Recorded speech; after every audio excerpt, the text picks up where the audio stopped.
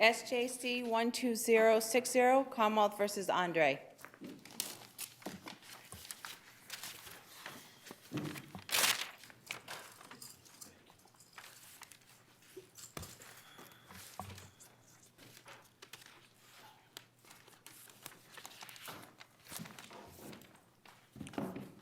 Mr. Smith, good morning. Good morning, Your Honors. May it please the Court, my name is William Smith. It's my privilege to represent Mr. Andre in this appeal.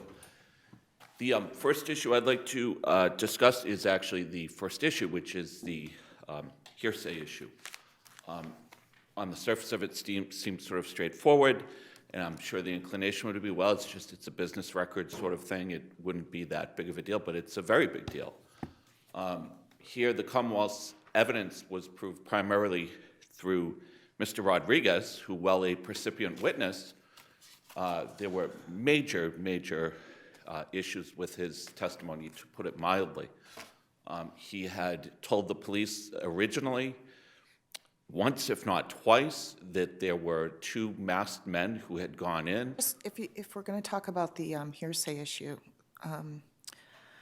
assuming that the records were hearsay, what about the other items that they found in the defendant's apartment? Yes, Your Honor. And that's exactly where I was going to segue into. Thank you, Your Honor, which is the jewelry, for instance. At best, I mean, at best it was a wash, I would say. Was it fair to sort of put that in vis-a-vis the issue of tying him in? Sure.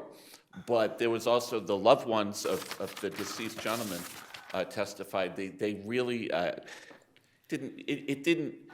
it was consistent with the jewelry, but they really did not tie the jewelry to as having been the jewelry that the gentleman had at the party and the cruise and before and whatnot.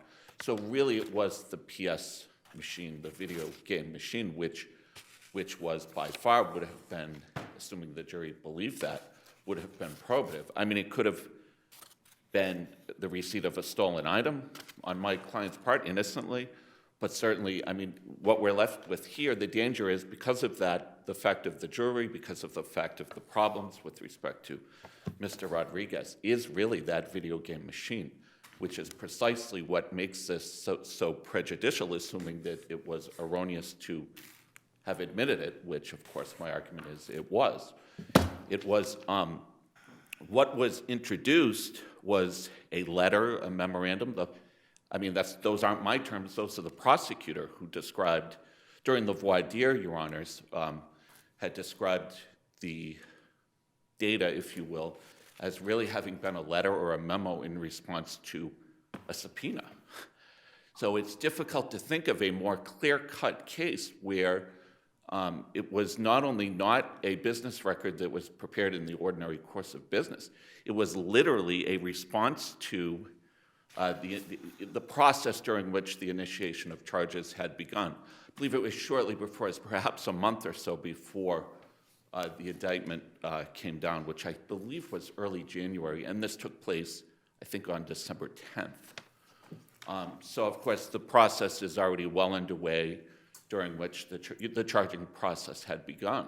This case is from, under the federal rules of evidence, we haven't, I don't think, reached this yet, except for a very short opinion from Judge Kantrowitz in the appeals court. But we're in a digital age now, and a lot of evidence is trying to keep up with changes in technology. But the cases that are emerging on this issue are that if you have existing electronic records and the keeper of the records takes a look at those records, and for Massachusetts they existed at the time and for the litigation, and then just takes out of those electronic records the parts that are relevant for the trial and puts that into a document, well, that's how you do it, and that falls within the business records exception. So you never have to get to the issue of summaries of business records like with our Evidence Guide 1006. It's just that you're taking in 2019, in the modern world, you're taking the pertinent part of the records from the electronic record, and you're putting it into a document with the pertinent information that's in a different form, but it all existed. Sure. Rather than give volumes and Oh, volumes sure, and sure. volumes. But but that's not what happened here. I mean, what happened here was, essentially, for lack of a better term, was a cut and paste. I mean, he looked at this database, said that at one time this data existed, and then for some reason, I think it's unknown or unclear, the data later didn't exist.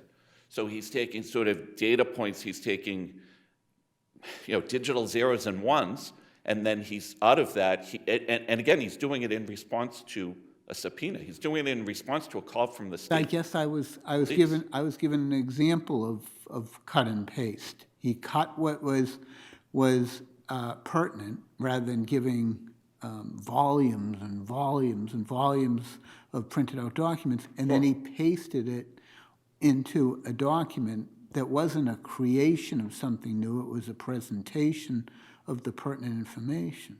Well, we wouldn't need volumes and volumes. We would need just simply, ostensibly, that particular record. I mean, if it's a spreadsheet, I believe here there would have been perhaps 4 or 5 sort of fields, right? The name, the serial number, the address of the person, and I think 1 or 2 other things. So we're not talking about volumes and volumes here. That's Would you have a problem if there was a print screen function and there was exactly. You're right. and the print screen came out? Your problem is rather than print screen, they took different fields and put it into a Correct. I mean, in fact, I thought about that. Yeah, what's the difference? I thought about that. It may be a screenshot. Right. I guess that's probably a better thing. Yeah. Right. So what's the difference? Correct. I mean, if it was a screenshot, it would be at least a memorialization of the actual record as it exists. Because just slowly points out, we don't expect businesses in this age to have reams of paper Right. running around. No, correct. I don't think it would in be warehouses. problematic if that's what had happened, but that's not what had Your happened. problem is the creation of this document as you're saying the document was created as opposed to it was something that occurred in regular course of business. Yes, Your Honor. And the problem is, I mean, we don't have, I don't suggest there's any indication of it here, but the problem is, I would suggest the reason why, the statute, so the legislature looked at this, it is embodied in a statute, and then the case law subsequent there too. I mean, the concern is that you could have someone literally creating a record based on the request of, it would be if it's a state police, if it's a law enforcement agency. Again, I'm not saying that's what happened, but that's the problem here. Because he was contacted by the state police. There was also contact with the prosecutor. Again, I'm not saying that there was anything untoward on this record. It goes to the trustworthiness of the data. correct? Exactly, Your Honor, exactly. And that is precisely what the gravamen of the rule is getting at, and that's the problem in this case. Did he do anything more than search Sony's database for the account matching the serial numbers on the PlayStation found in the apartment? Did he do anything more than that? Not to my recollection. I mean, I think that's essentially what he did, and what he did was what the state police asked him to do. And you're saying that's creating a new document? Well, it's creating, as the prosecutor called it, a memo or a memorandum or a letter. It's not creating a business record. As defense counsel vigorously argued throughout, I mean, at best, it's some sort of a recitation of perhaps something that originally existed as a business record. And then the prosecutor, there was a lot of back and forth, and then the prosecutor said, well, Your Honor, I think the prosecutor was saying now sort of we're being told it doesn't exist anymore. Because the judge originally, I mean, the judge said everything we're talking about now, albeit in a shorter manner, but said, this isn't a business record. And I think the judge was spot on.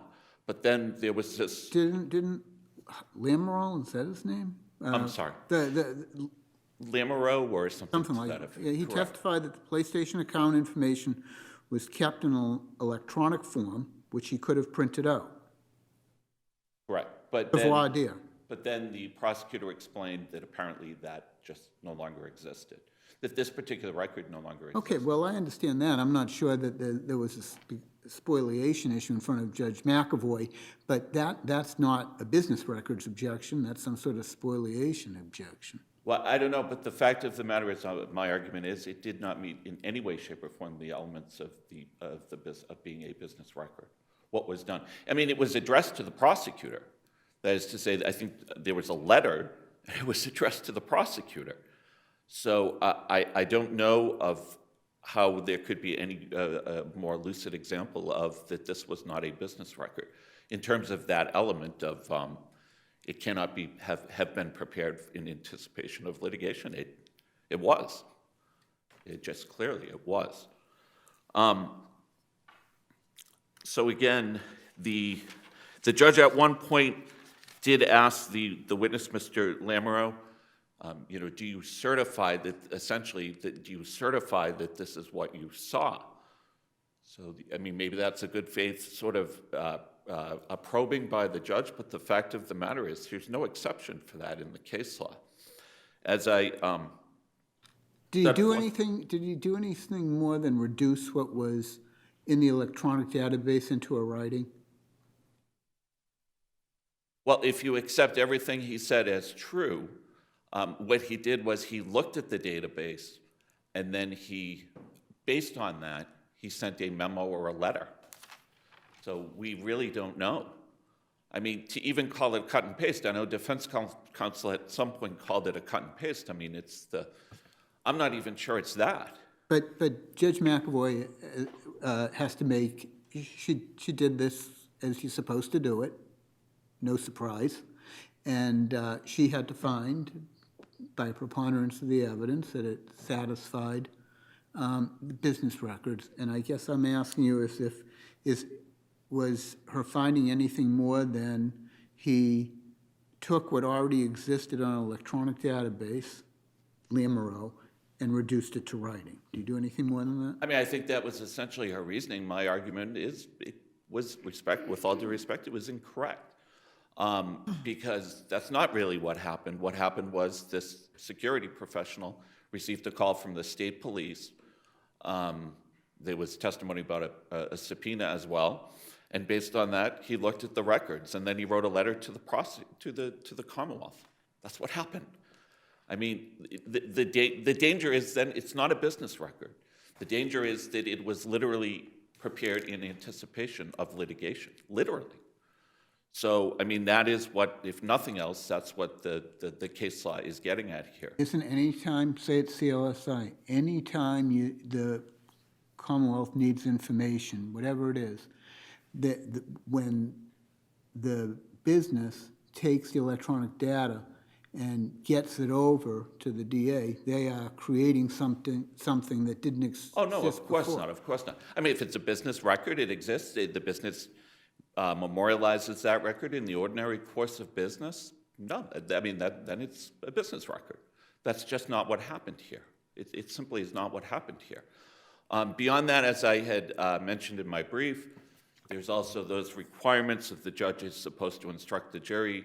I believe it's 4 factors that the jury has to conclude are extant beyond, by preponderance of the evidence. That was never done here either, which sort of raises the sort of, I mean, the jury may have thought it really doesn't meet the elements. Can we move on to another issue? I'm sorry. Can we just move on to one of the other arguments? Sure. The next issue is that I had raised in the brief is relative to the guns. A friend of Mr. Andre had seen him, I believe it was a week, if not more, earlier with guns. And the problem is there's nothing tying those guns into what Mr. Rodriguez said was the murder weapon. He said it was with that issue, wasn't it that the guns weren't very well described by the witness?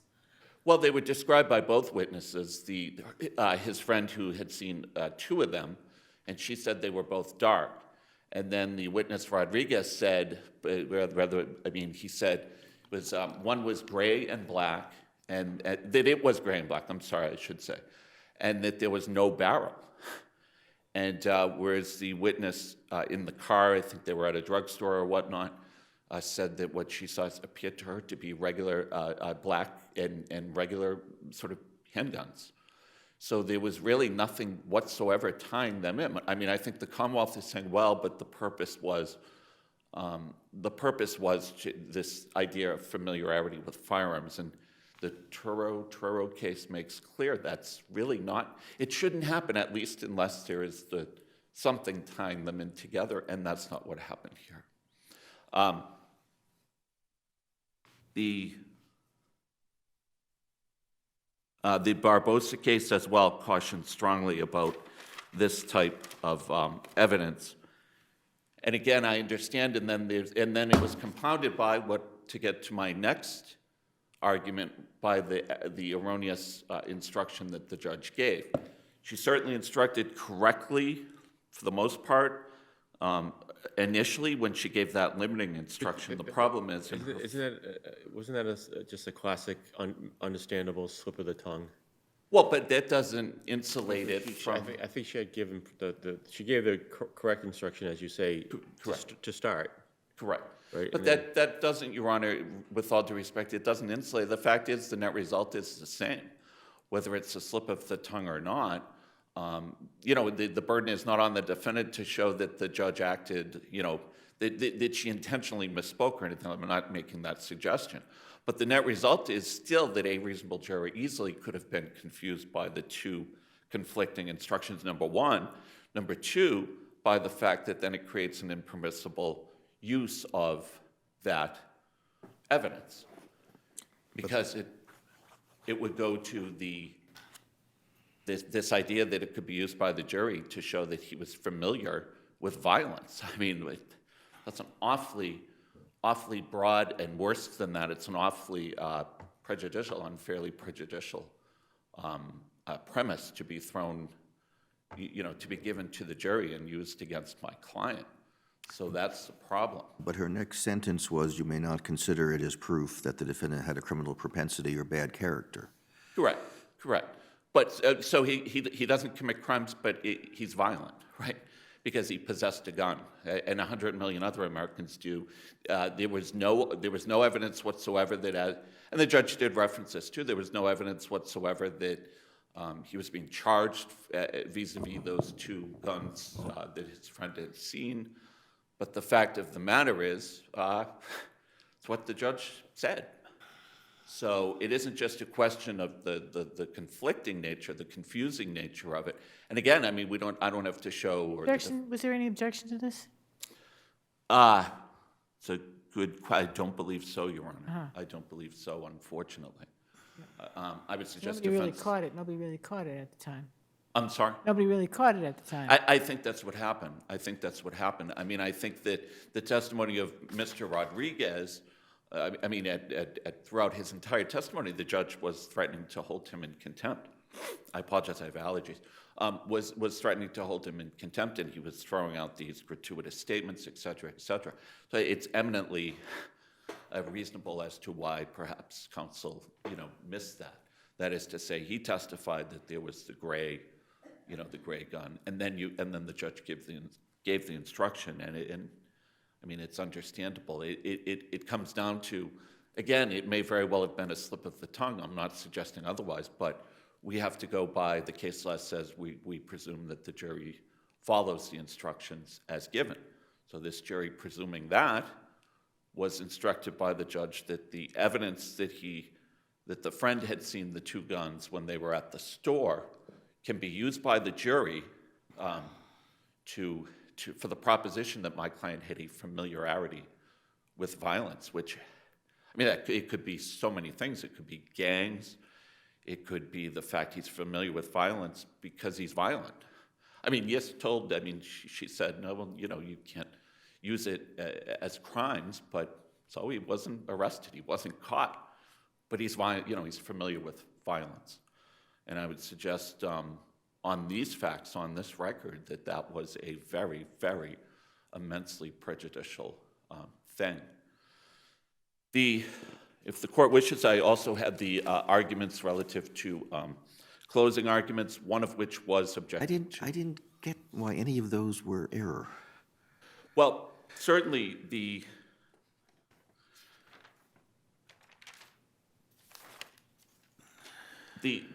when in combination, I mean, At one point, the prosecutor essentially inferred to the jury that he said he had received a fair trial. Why is that a problem?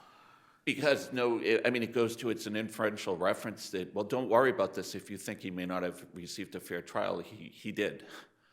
I mean, the jury might have thought otherwise, might have thought that there was reasonable doubt, but, well, don't worry about it. I mean, he received a fair trial. And therefore, the jury would be more likely to convict because it was a fair trial? Well, that's as the opposed danger. I mean, it's a subtle, I'm not suggesting it's a subtle reference. I mean, it's a very subtle thing to do, but he still is inferring that, it's an inference relative to the appellate process. And Have we ever said that it's error for a prosecutor to say that this was a fair trial in closing? Well, this court has said that the prosecutors should not be discussing appeal.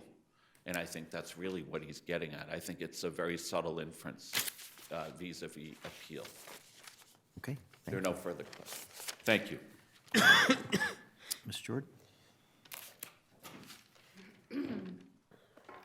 Good morning. May it please the court. Darcy Jordan, I have the Commonwealth, and with me is the trial prosecutor, John Pappas. If I could just start off by first saying the brief should have read a substantial likelihood of miscarriage of justice, but even when we look at this record in the more deferential standard, the outcome would be the same. And the Commonwealth is asking the outcome for this court is to affirm the convictions of this defendant, who is a murderer for hire and responsible for the deaths of Jenrit Appleberry and Angel Acevedo. Can you help me? I guess there was a reference to Judge McAvoy threatening contempt of Mr. Rodriguez. What did he do? He was very verbose. He would turn and make statements directly to Judge McAvoy, would have a more familiar way of addressing ADA Pappas, would turn to the jury and make statements. There's no doubt that he was colorful as a witness, but the record is clear that Judge McAvoy appropriately spoke to him and gave him the understanding of the parameters of what was permissible in court. And on the record, also, Judge McAvoy communicates with ADA Pappas and explains how really what will happen if Mr. Rodriguez doesn't tighten up his behavior. And that's what happens. I'm not to say that the record's clear that he definitely needed some reining in, but I think what really matters is what he said, and what he said in his own way was credible to the jury. Giving those flourishments, I think, allowed the jury to really understand where he was coming from and perhaps explained how he acted in response to the murders here. If we can turn to what the Commonwealth is calling the Sony record, I think there needs to be a differential between what the actual record is that the Commonwealth is seeking to admit. And that record was actually electronic data, that being what Sony had in its computers and its database. I think Justice Lowy really articulated what the issue really is. It's not that there was any authenticity issue regarding whether Sony was actually making up this data. It was questionable, or the question was whether or not how to memorialize that information and present it to the jury. And it's clear Did it that— exist at the time of trial? The underlying data, did it exist at the time of trial? No, well, the So data— I'm very confused how it was that this guy was able to do this, if it So didn't he- exist at the time of trial. Right, so actually he made the data, I'm going to call it an extraction from the database, which he then memorialized into a report, which is the subject of Exhibit 99 that we're discussing.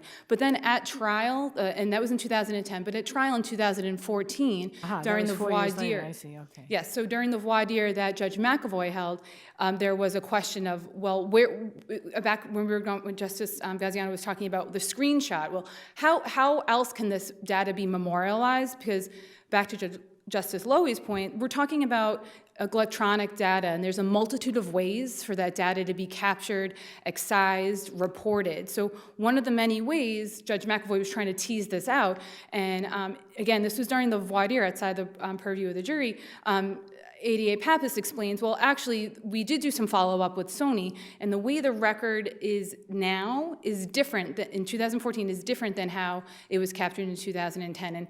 And the record it doesn't really explain why there's differentials, but you can, I think, infer that it has to do with however Sony, in its course of business, is recording its records comparative to 2010. But the crux of the matter is that data was created by Sony in 2010 prior to the murders. So the Sony expert said that account was created in March 4th of 2010. The murders happened in September.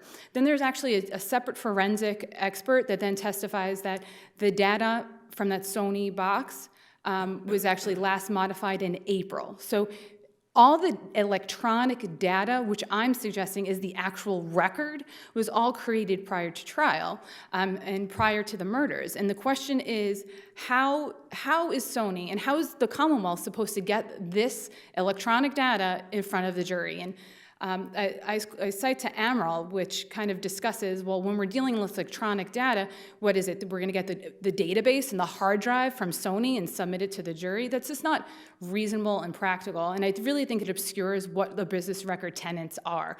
It really, is this reliable because it was made outside the scope of the litigation? It was made for Sony's purposes in isolation, And it's not, most importantly, for the defendant's point that this is created for the purposes of litigation. It's the time of input. It's the time of input that matters, not the time you hit print.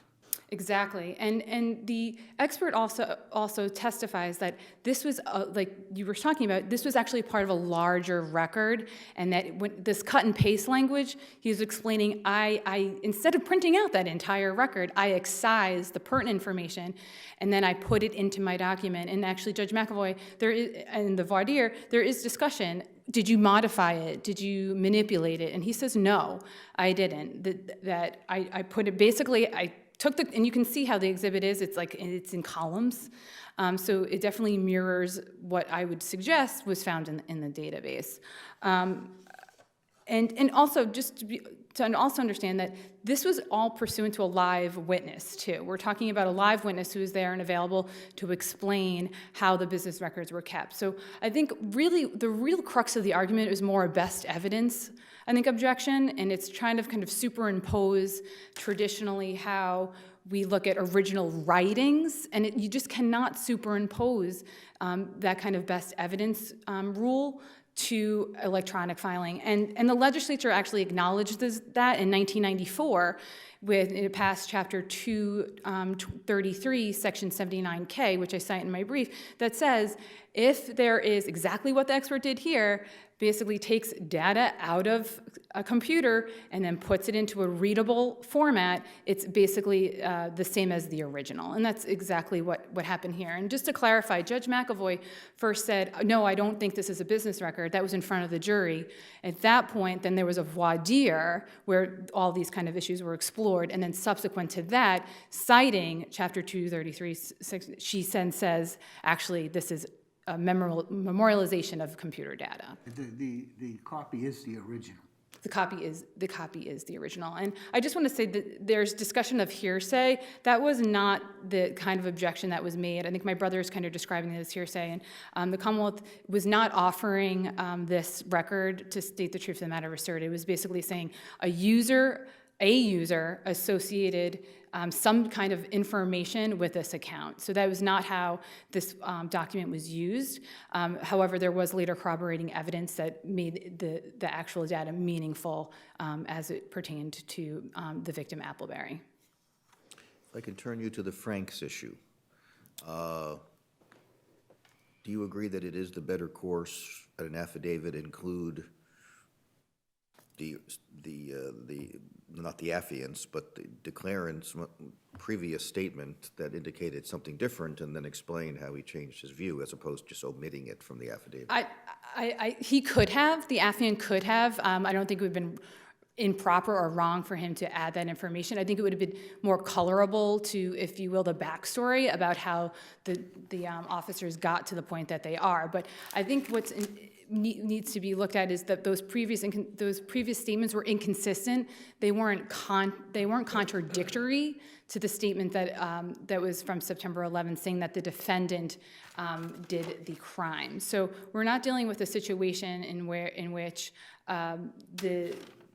the previous statements were saying someone else did it or somehow exonerated the defendant. So I think the fact that they're inconsistent, and at the time that they were made, the police basically were questioning the truthfulness of those statements. The fact that they didn't later make it, as the investigation continued, the fact that they didn't make it into the later affidavit, I don't think dilutes the fact that those statements alone supported probable cause.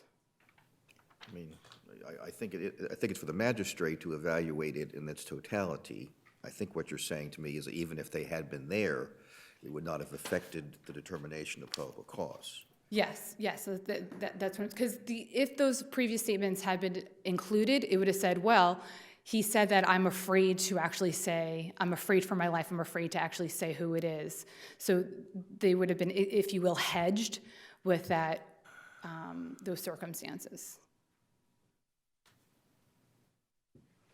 If I could just turn to the firearm evidence from Ms. Najarian, who said she saw the weapons about a week before.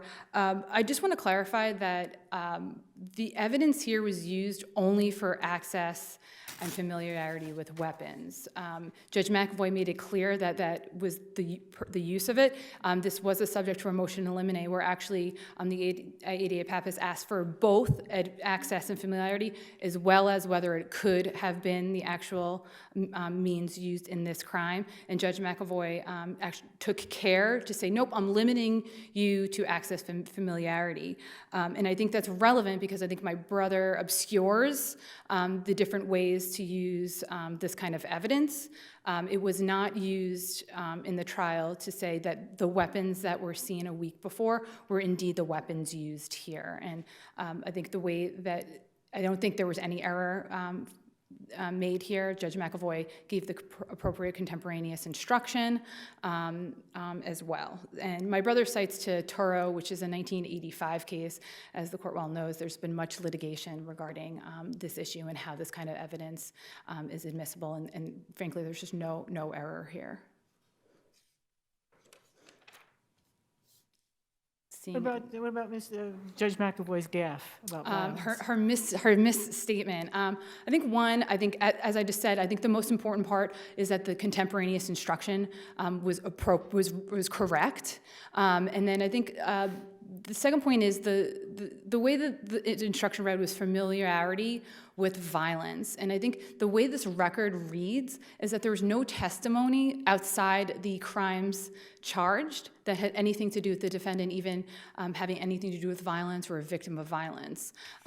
So there's really no way for the jury to apply that instruction to any other evidence in this case. And then third, I think Justice Gaziano discussed that there was a longer instruction that had went all through, or maybe Chief Justice Gantz, there was a longer instruction. It was separated at birth. There was it happened in the middle of a larger instruction about how the jury can use any prior bad acts. So it was basically sandwiched between telling the jury you cannot use any of this evidence for propensity reasons. And finally, it really was a collateral issue. The firearm evidence was an aside. It was only a few, I think it was like 2 pages maybe of testimony, and Ms. Najarian's testimony that was, I think, 66 pages. It was only mentioned fleetingly in the closing argument. And frankly, this is not the kind of misstep that this court has overturned convictions. The cases cited by my brother all go to misstatements statements made either during a burden, in the instruction about the burden, whether or not it results in any burden shifting, or where it went to the crux of some kind of evidence. One of those cases being Wood, where there was a misstatement regarding expert witness testimony, and the defense was lack of criminal responsibility. So this misstep is just not really something that this court should look. And there's no look to overturn this, and there was no objection as well. Okay, thank you. Thank you. Rest on our brief. Thanks.